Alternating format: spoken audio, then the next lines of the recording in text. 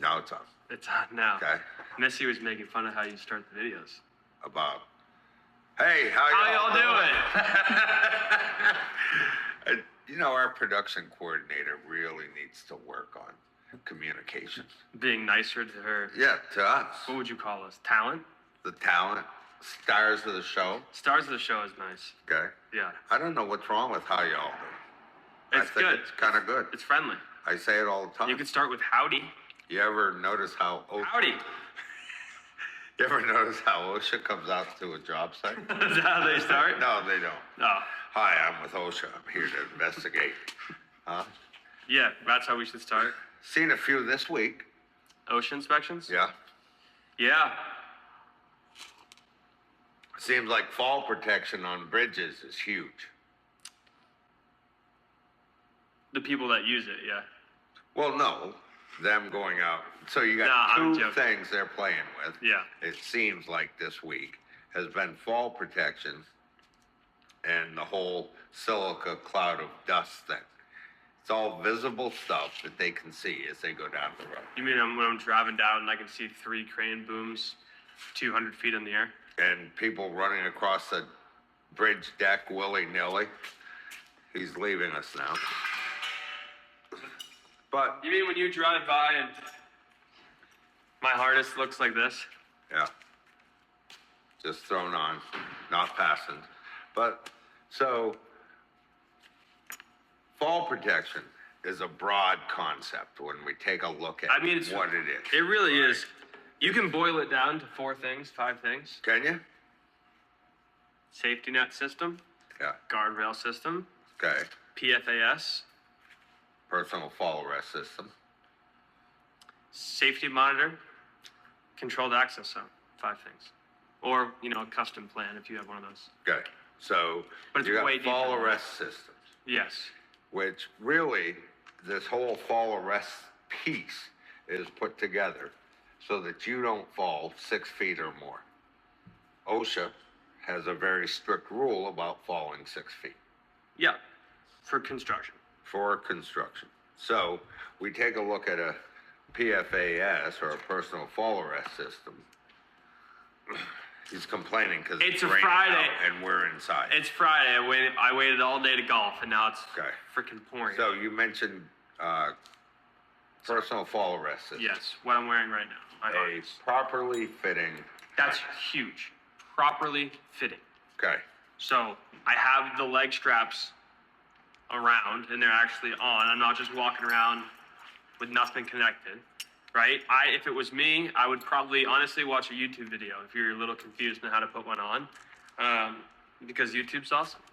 But for me, I'm gonna tighten this up. I'd go to AI. So AI is not accurate. You see, what state was it? One of the No, states just keep moving. You don't want your shoulders to be able to slide out of this thing, right? Because if I fall, it doesn't do me any good if I fall out of the straps, right? Right.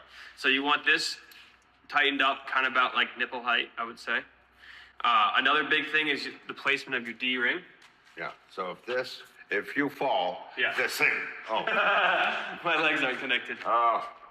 Did Thought you you said they were. No, but that was a great thing, right? You don't want it to be coming out. You don't want to come out of it. Okay. So leg straps are connected.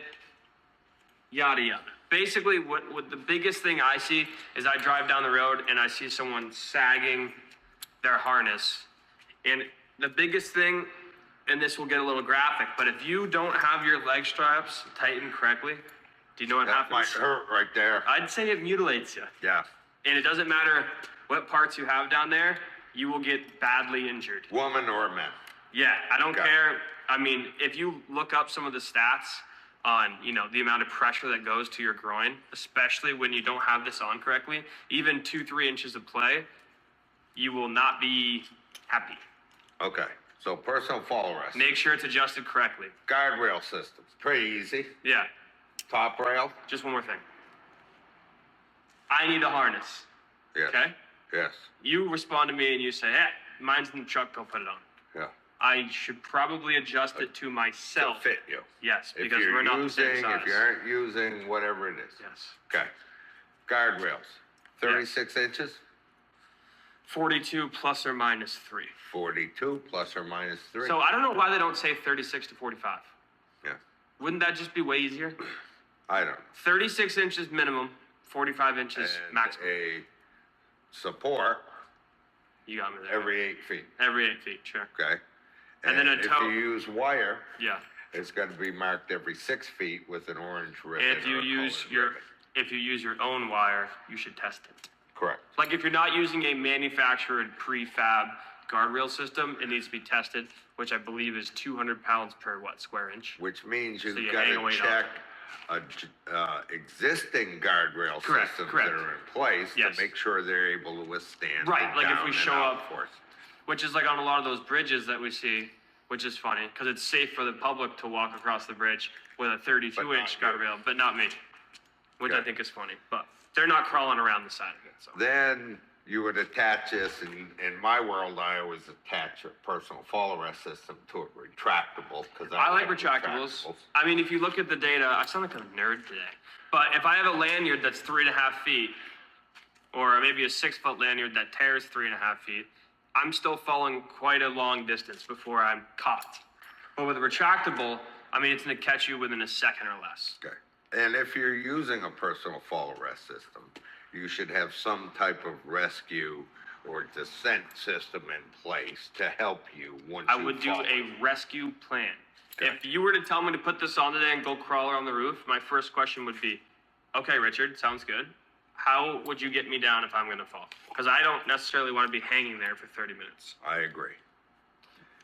You could use safety nets, Yeah, I don't really. Those are nice ones. net mesh out there. Those also you have to need be tested. support cables in them. Also have to be tested. Right, proper mounting brackets when you use it, outriggers to hold it out a minimum of 8 feet. There's an Then it goes- algorithm. Then it goes to 10 Or and equation, 12. sorry. You can't fall more than 30 feet or 2 stories I don't into know. a safety net. I would just put guardrails up. Yeah, guardrails. How And about an anchor? your anchor's got to be able to withstand 5,000 pounds. But you and I can go off the same anchor, right? No, every person on that anchor has to Oh. be able to withstand 5,000 pounds. What if it's one anchor that can withstand 10,000? Then you and I could go off it. Okay? But any of these things, Yeah. you should have some type of fall rescue plan and fall So written plan this for isn't- anything we're talking about. This isn't something where I pull up to a job and I hop up there with no, pre-planning, right? Right. So anytime we're dealing with fall protection or dealing with working above 6 feet, we should have put at least an hour or two, probably more, of thought into it before we go out there and do A it. job hazard assessment. Yeah. Pretty easy. So I don't just go up and hop on top of something before I have some sort of plan. So Especially if I'm by myself. let's go another step I'm ready. because I think people are trying to default to a controlled access zone or a safety monitoring I system. would agree because it's very simple Very simple, except and less intrusive. that OSHA's very clear Yes. that it's got to be a conventional form of fall protection Mm-hmm. unless they find through a job hazard assessment that it is infeasible to use that. Conventional. Conventional being like your guardrail, your harness, in your net. And in some bridge work, it is. Yeah. You just have So- to be able to have that in paperwork and prove that. If you're going to do that, Sure. you have, if you go to either a monitor or a controlled access zone, you have to have a site-specific fall protection plan for bridge work. For And that if you job look site. right down there, if you take a look, just click right down there, you'll see an outline for one that you can fill in the blanks that myself and Otto made. Otto is my AI guy. You're an AI guy? Do you have an AI guy? No, I do. I'm proud of the work I do, so I do it myself. Yeah. It's great when your boss is getting mad at you for not using AI. I think you should use it more because I've seen the shit. you My put grammar? out, Okay? Yeah. But that plan should include project information, i.e. the name, the location, when you made it, and who prepared it. And that should probably be on site. It should probably, it better be on yeah. site. Yeah.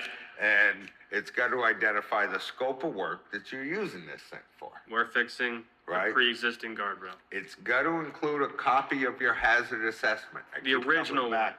Keep coming back to that hazard assessment. If you shift from any conventional fall protection, you better have a hazard assessment. Explaining why conventional is not feasible. That's correct. And with your controlled access zone, this thing has to, again, show your control line specs, the height that you're putting it out there, 39 to 45 inches above the surface, the strength, at least 200 pounds of force, and the distance from the edge, 6 to 25 feet. You know, I just realized. And then any type of markings, warning signs, flags, ropes.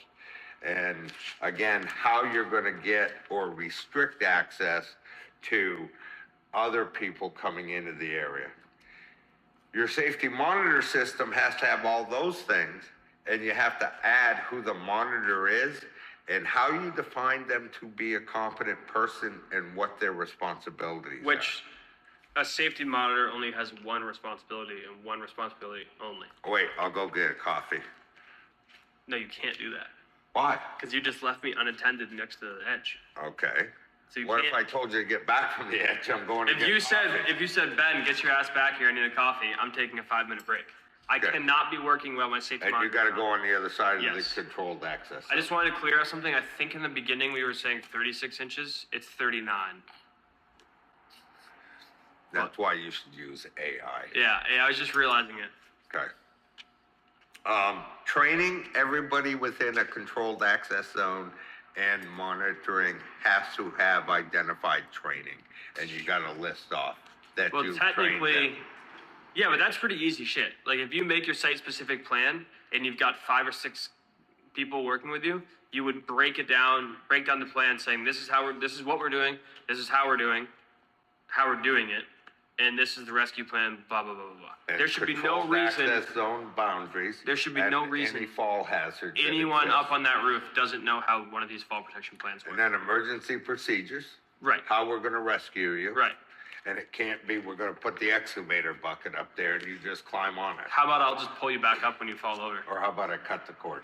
that one's I good. just cut it. Yeah. There you go. You're fine. You'll have Deb It's down below. water down below. Deb will catch me. That's pretty easy. It's water down below. Oh yeah, as long as it's deeper than 18 inches. And as long as you have a skiff and you're Well. wearing a life preserver. Ooh. I float. Plan, you will after that. Plan review, again, got to be approved and reviewed by everybody involved. That's But again, you can big. get that whole outline right down. See, it's right there. But I feel like a lot It's of right down times it's easy for that. Like if I'm just someone who climbs up on the roof, it might be easy for that to go over my head, right? Because if you are working with, if you're the foreman and you're working with your two safety guys on the team, and you all make your plan and say, okay, this is how we're gonna do it, that has to be told to me. Correct. I can't just be standing there working on the roof saying, I don't know. Richard's the foreman. He's got the plan. No, got it. I've got to know the plan. Okay. Anything else you want to add today? We were way too serious about this. Well, I think it's a serious subject. We have a lot of fun with a lot of this Yeah. stuff, but this one scares the hell out of me. I don't really enjoy You're heights, working so. 40, 50 feet in the air Yeah. on a bridge Yeah. and Well, sometimes with traffic. with leading edge work Oh my and all God. kinds of stuff. I right? just heard a story we were out on Scoops, and I just heard a story that they were working on a bridge. They had one lane down, and they had all their contractor trucks parked in the off lane, the dead lane, call it. Well, they had a gentleman drive up, park behind all the contractor trucks, and he sat there for about 45 minutes. Waiting for the traffic And to then move. eventually the foreman walked over and said, hey, can I help you?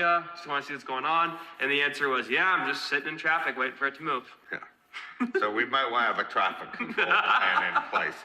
If you are sitting in traffic for more than 45 minutes and you can see the job site and no car is moving and it's not idling or on, you probably are not in the right lane. Okay. And traffic is going by you on the right side, I might add. Okay. I just think that's the funniest thing ever. I think, what are you doing this weekend? I got playing golf tonight My girlfriend is coming tomorrow. Probably go for a I bike won't say ride. her name. Probably go I'm not gonna say for her a name. bike ride. Maybe go to a brewery. Have a little Do campfire. you go to a brewery during the bike ride, after the bike ride? What's Halfway the story through. there? Halfway through. Have you ever left a brewery and had to use fall protection to get home? No. No. No, I haven't climbed down the roof of a brewery. I Probably, didn't think it was climbing down the roof of the brewery. My It was brother's- trying to get down the stairway no, out of the brewery. no. My brother's coming home from Nashville for a couple days, so that'll be cool. See him, eat dinner on the back deck. Pretty awesome weekend for me. Okay. I can't wait to get out of here. Okay. Guys, it's been great talking to you again. I'm Richard. I'm Ben. God bless y'all. Have a good day. Yeah, that's kind of funny. Huh? Yeah, we could do like a religious segment. of this. I'm working on the tail end of this, Yeah, trying to figure it out. I like one. The I other like thing that is, one. would you tell those guys from Hutchins, that Mike guy, would you let that guy from Hutchins know we're going to bring friggin' ice cream up to you? Yes, we are. And there are other people that if you want ice cream, it's Text pretty me. easy. Email me. Email ben@agcvt.org, ben@agcvt.org, and he'll set something up. There's no reason to go on Facebook and give us shit. What the hell's that? I don't think they were giving us shit. Huh? I don't think so. I think it was more of just, hey, how come you haven't been here yet? We tell them the number to call, and we give them different emails. This is getting into a lot of drama here. I'm not talking drama. I'm not a drama guy. But y'all have a good week.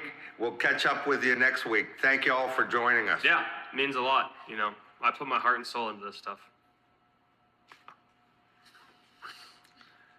See ya. Bye.